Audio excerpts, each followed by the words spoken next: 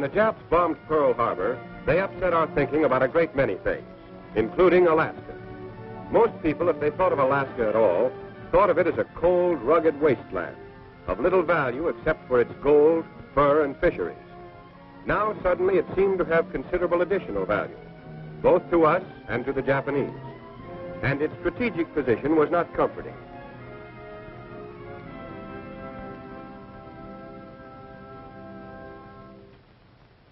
From Alaska, the Aleutian Islands stretched out invitingly toward a shrewd and daring enemy.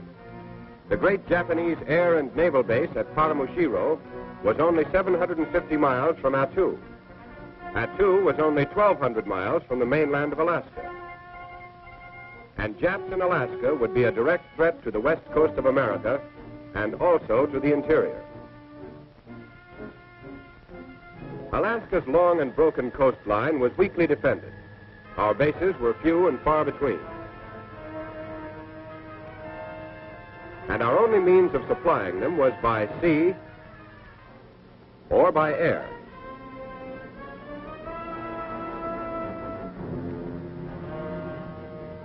There was no overland connection across the wilderness of northwestern Canada. Not even a trail.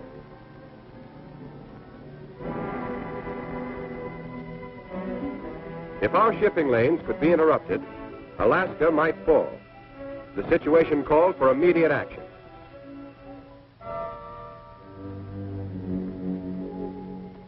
The Canadian government had already carved out a series of 5 airports between Edmonton, Alberta, and Whitehorse, Yukon Territory. And there were other fields in Alaska between the Yukon border and Fairbanks.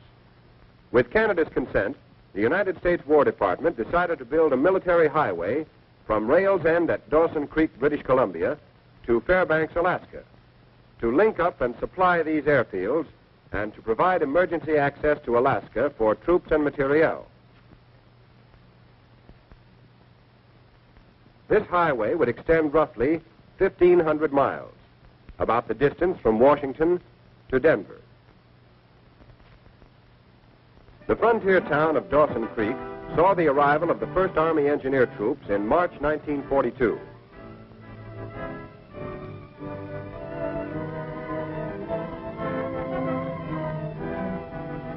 Here they set up a camp. Enlisted men were trained in the special problems of maintenance and operation of tractors in the north.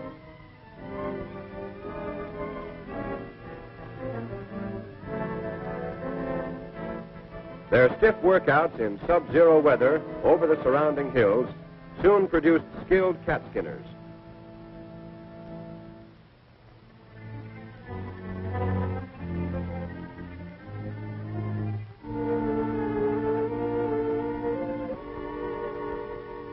Before the arrival of additional engineer troops, these first troops moved out over a trail broken by the Canadian Department of Transport to Fort Nelson, where they established a base camp and began working northwest. Other regiments entered the Yukon through Skagway and established a base at Whitehorse. They began working both northwest and southeast. Still other regiments entered Alaska at Valdez and moved up to a point in the interior. From here, they began working toward Fairbanks and toward the Yukon border. In all, there were 7 engineer regiments, or about 10,000 men. Their immediate job was to break through a pioneer road, a road without frills, but a road which could be used to supply the airfields and to construct a permanent road later.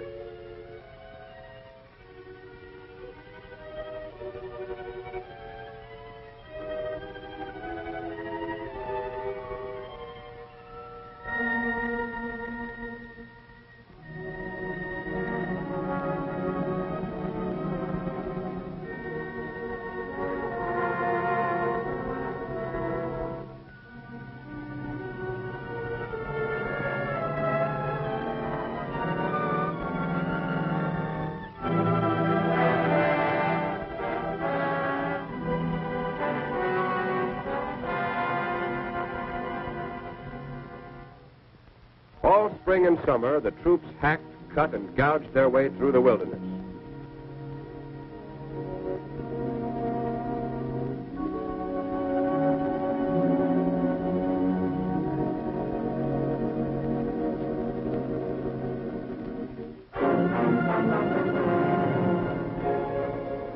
were colored as well as white troops. Both did their full share.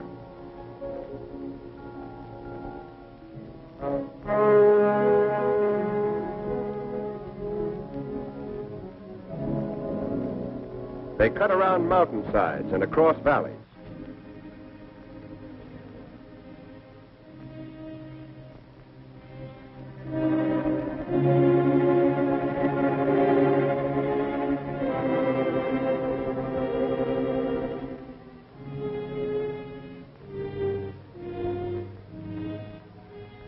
They corduroyed and filled over swampy ground.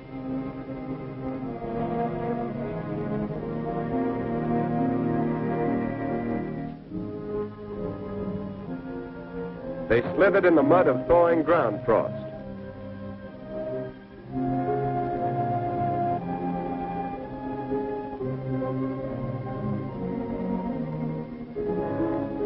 They built culverts over brooks and small streams.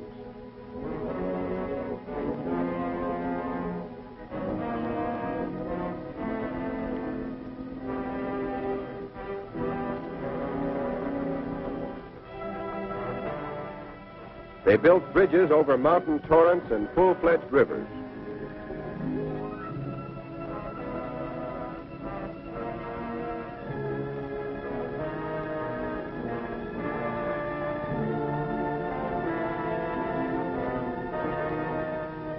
Finally, on the 20th of November, 1942, 8 months after the first troops plunged into the northern bush, the Pioneer Road from Dawson Creek to Fairbanks was officially opened. The freight rolled through.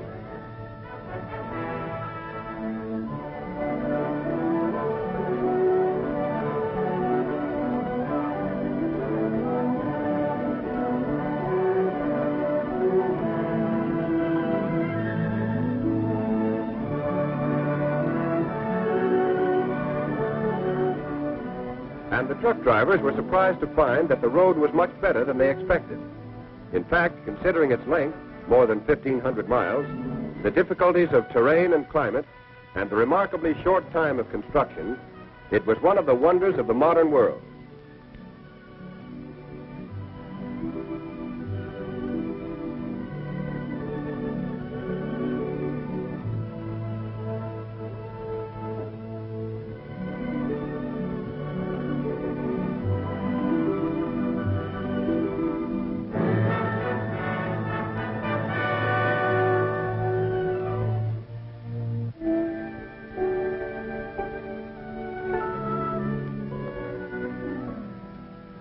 Fairbanks, the northern terminus, founded 40 years ago as a gold mining camp, was already a modern little American city in the heart of the Alaskan wilderness.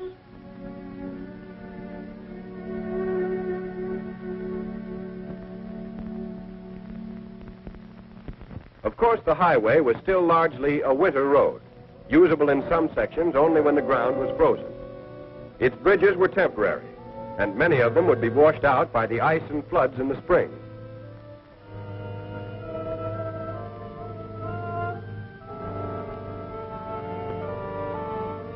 Even during the winter, bridges over active streams were sometimes covered by ice, and logs had to be laid across them and cemented in place by water to keep the trucks from breaking through. And there were other hazards. Active springs built up mounds of ice that had to be fought constantly.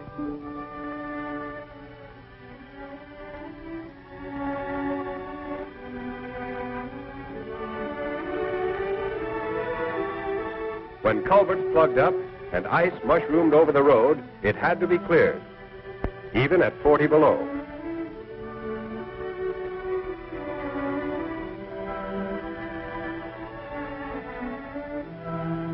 Or a truck might stall in a rut or ditch where ice was forming, and while the driver went for help, it would be frozen fast.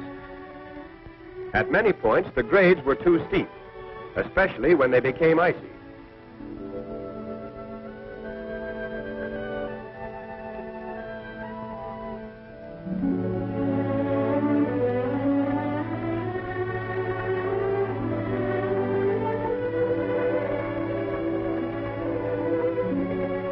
Sanding machines worked constantly, but it was impossible to keep the road safe at all times and places. Even on the best sections, if drivers relaxed for a moment, they might find themselves in a ditch.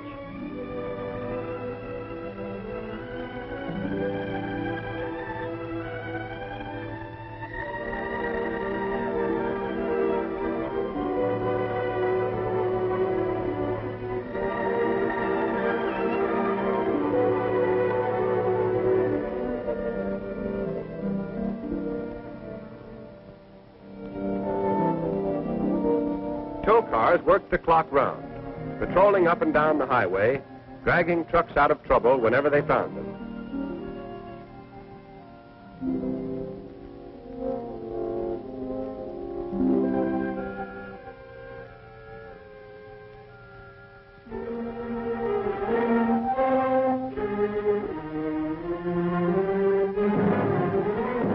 Control stations established at 100-mile intervals were manned by quartermaster troops who checked over and refueled each truck as it came through.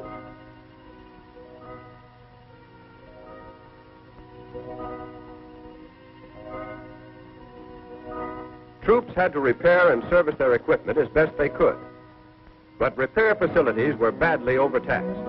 Both spare parts and mechanics were scarce. Many trucks were deadlined for weeks at a time.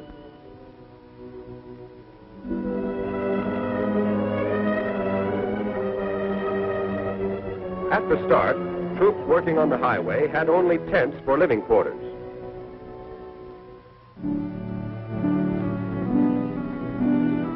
By the beginning of 1943, however, most of them were living in Quonset huts. Sometimes, for added warmth, they were banked with sawdust.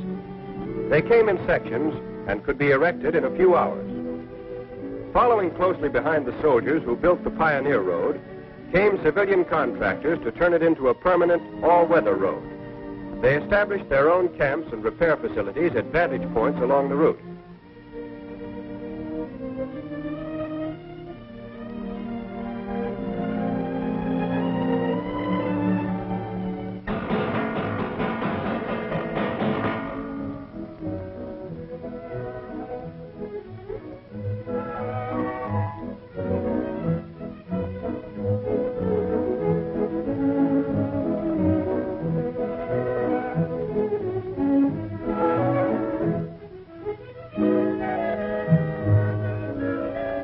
There were Public Roads Administration surveyors to relocate and improve the alignment of the road.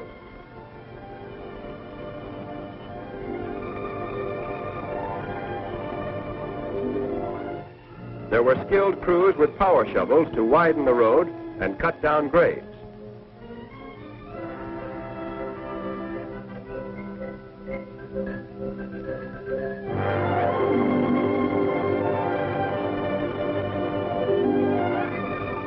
There were crews with trucks to haul gravel from the borrow pits, which were opened all up and down the highway.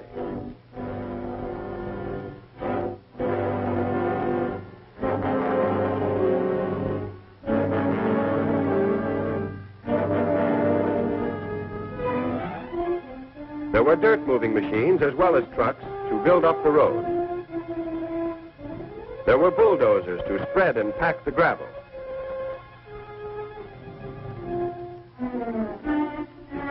And dozers to dig drainage ditches.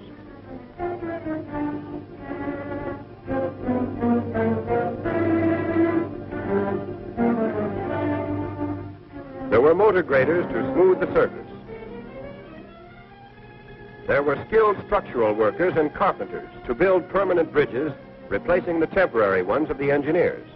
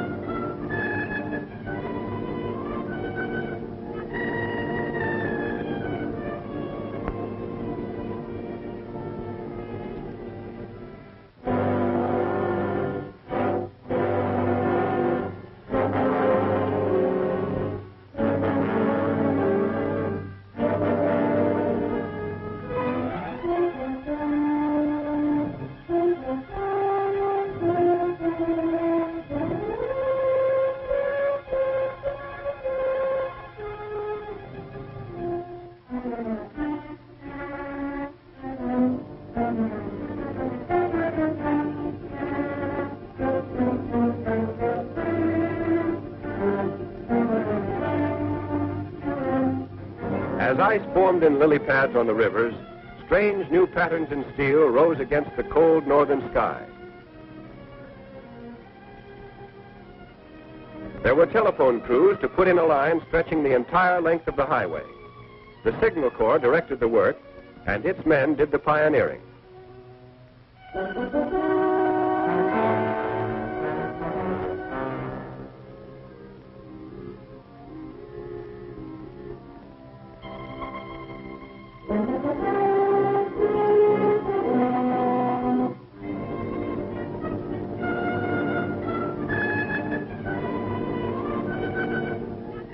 All this activity demanded a constant flow of supplies, both up the highway and by sea. The Japs, although they had been entrenched in the Aleutians since June of 1942, were unable to interfere with coastwise shipping to Alaska.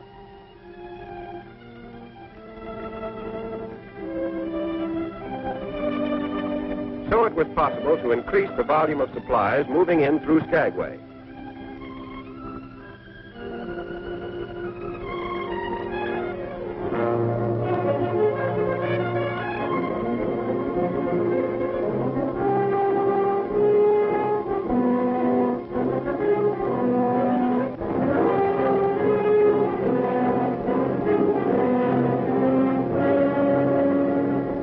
Rainy, windswept Skagway was built up as the gateway to the fabulous Klondike during the gold rush of '97 and '98, when gamblers and desperados like Soapy Smith held sway. Then it became a ghost town, surviving only as a small port and railroad terminal, attracting a few hundred tourists each summer.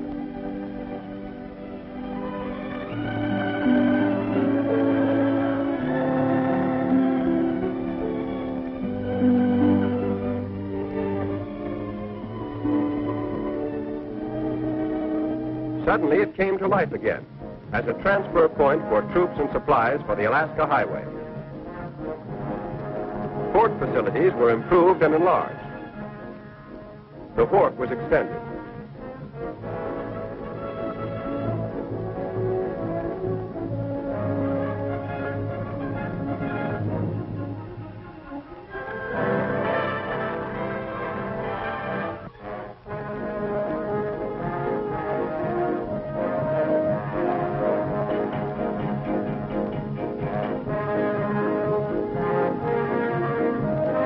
Now, freighters coming up the inside passage from Prince Rupert in British Columbia could be unloaded quickly and easily.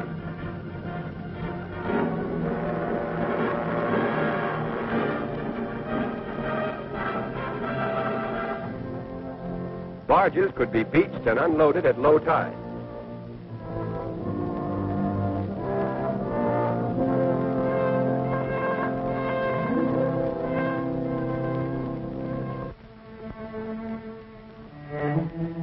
From Skagway, supplies moved across the mountains on the narrow-gauge White Pass and Yukon Railway.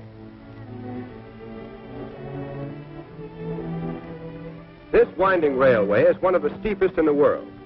It follows closely the famous Trail of '98, on which many a man lost his life climbing its icy ledges on his way to the Klondike. To make sure the railway would continue to operate during the emergency, the Army leased it and installed a railroad operating battalion to run it. All winter long, in spite of cold and snow and treacherous rock slides, these trainmen in uniform kept supplies and equipment rolling steadily the 110 miles into Whitehorse.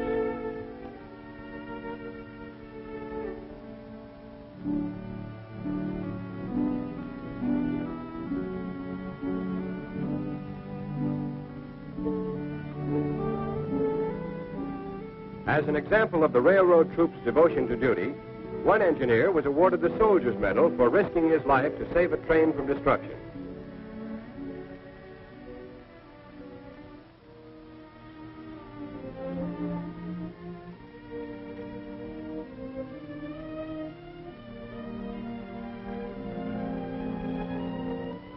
Whitehorse, at the head of navigation on the Yukon River, 40 years ago in its gold rush heyday, boasted a population of 20,000 people, which later dwindled to a few hundred.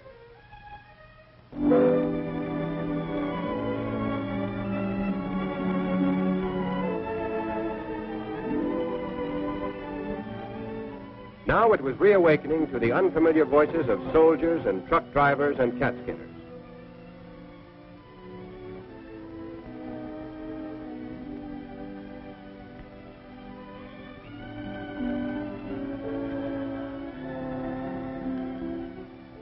On through the spring and summer, the road building continued.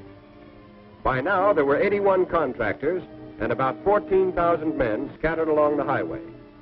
Crews worked in 2 shifts of sometimes 10 and sometimes 11 hours each. Specifications called for a 26-foot roadbed with 20 to 22 feet of surfacing with gravel or crushed stone.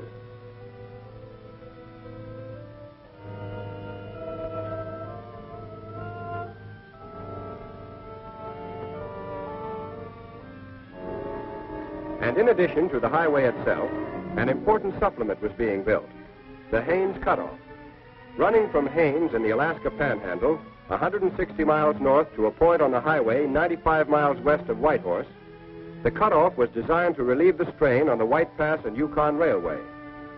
It was begun in the spring of 1943, with engineer troops pioneering the road south from the Alaska Highway.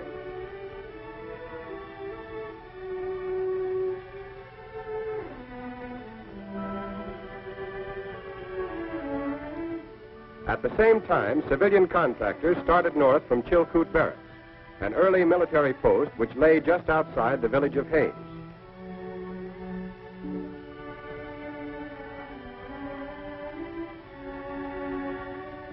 For the first 42 miles, an old motor road was improved, widened, and in places relocated.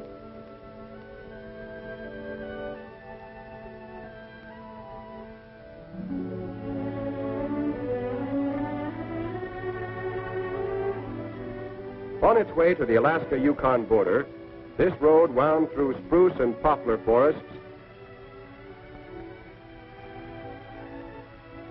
over cold mountain streams, and through a sleepy Indian village.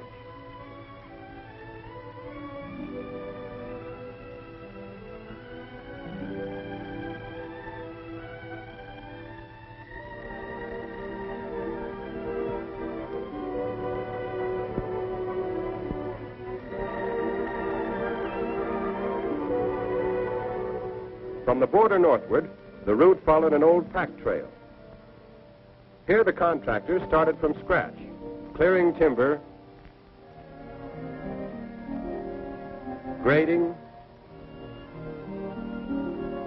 and surfacing.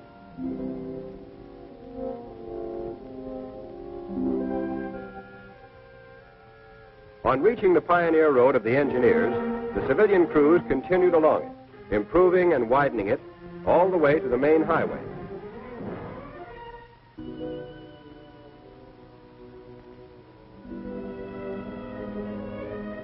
When the Haines Cutoff was finished in the fall of 1943, the Alaska Highway had an all-weather connection with Tidewater.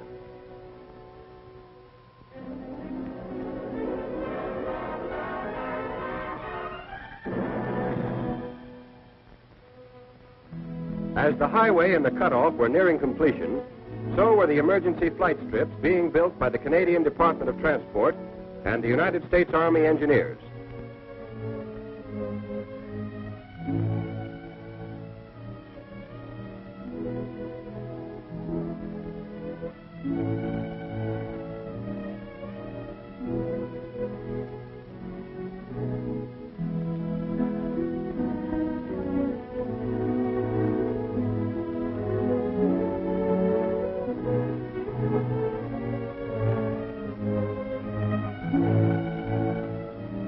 These strips were spaced between airports to provide a safe landing surface for pilots who suddenly ran into trouble.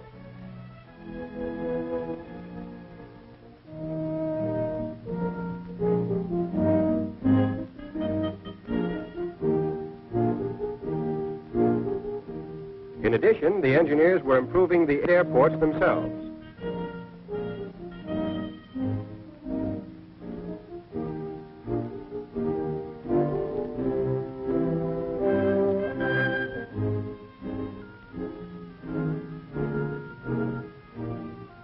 Extra hangars were built.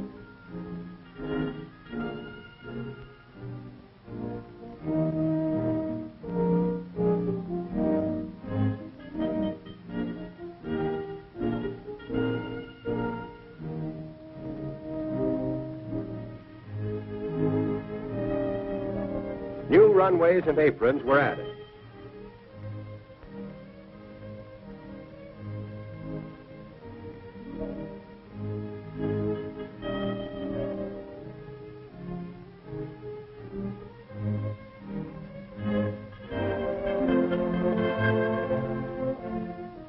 These airports were enlarged and the flight strips were built not only to speed American planes into Alaska, but also to service red-starred fighters and bombers being ferried on Lend-Lease direct to Russia.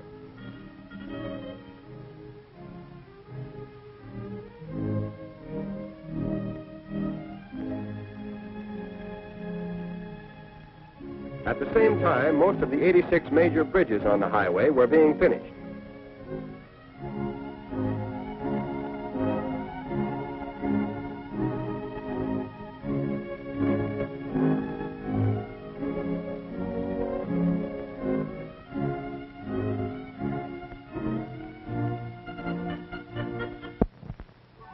The largest of these was the Peace River Bridge, spanning one of the great rivers of the North. Near the southern end of the highway, the bridge is 2,275 feet long, with 2 suspension towers reaching 200 feet high, and a concrete deck 24 feet wide. The bridge was officially opened in August 1943.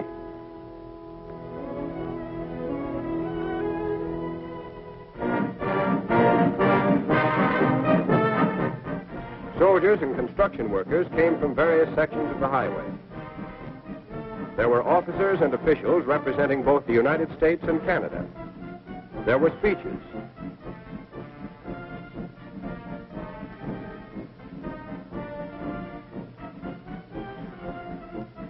There was a ribbon to be cut.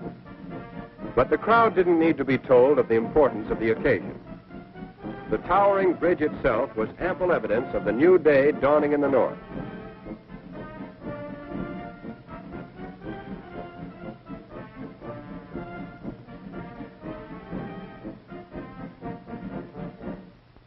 Now the lower half of the highway was finished. In all seasons, trucks from Dawson Creek could travel straight through to Whitehorse.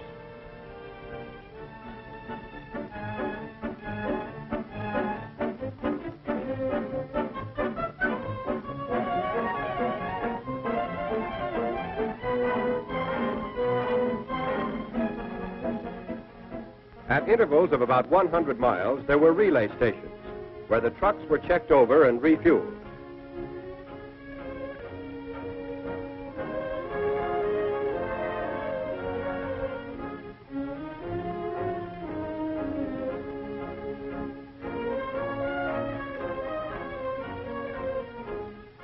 In the pioneering days, most of the fuel used on the highway was trucked from railhead at Dawson Creek or brought up the inside passage in tankers to Skagway.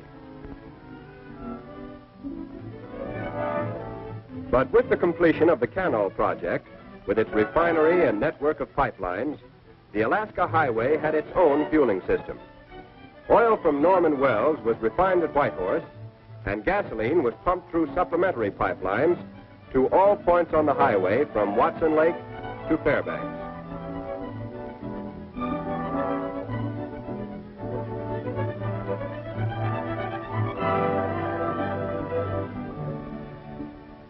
By October 1943, there was only one gap left in the highway. It was just east of the Alaska-Yukon border. On the 13th of October, the remaining gap was only a few hundred feet. There were 2 crews working toward each other. In this section, there was permanent ground frost. That meant the ground stayed frozen all summer long, down to a depth of 50 or 60 feet. If the surface cover of moss and vegetation were disturbed, the ground would quickly thaw and become a quagmire. So the contractors used a road-building technique peculiar to the North. Rock fill and gravel were spilled out on the ground and carefully spread over the surface. In this way, insulation was added to that already provided by nature, and the frost was permanently locked in.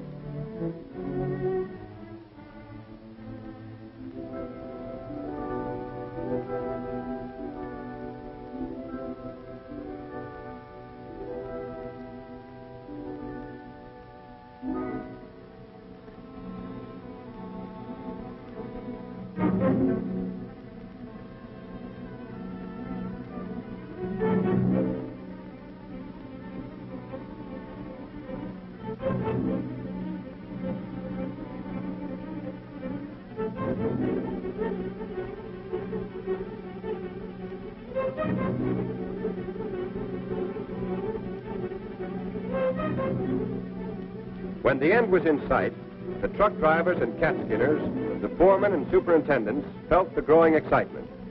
They were witnessing the climax of 20 long months of toil by 25,000 men.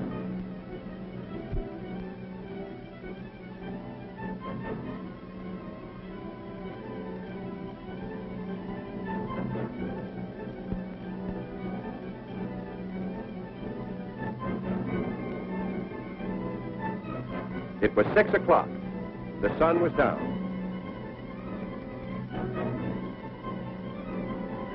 The bulldozers moved in. Their blades touched. The Alaska Highway was finished. A handshake in the gloom of an autumn evening marked the end.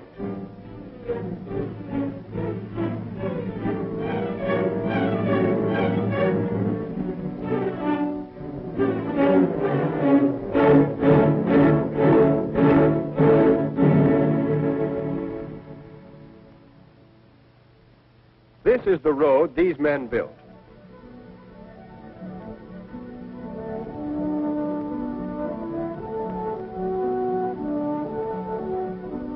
And this is a good road, as good as any graveled road in the world, better in alignment and grades than any road of comparable length on this continent.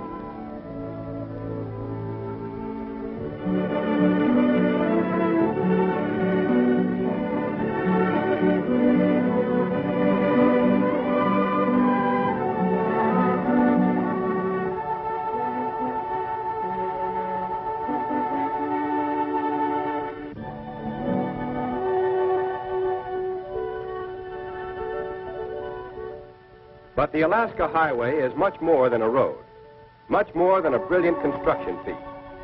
It is the backbone of our military position in the far northwest. Its smooth surface provides a safe, all-weather route for trucks and cars from the transportation network of southern Canada to the interior of Alaska. Through the 1,600 miles of integrated canal pipelines, fuel to supply the road, the airports, and the flight strips is readily available. Now we can press home the attack.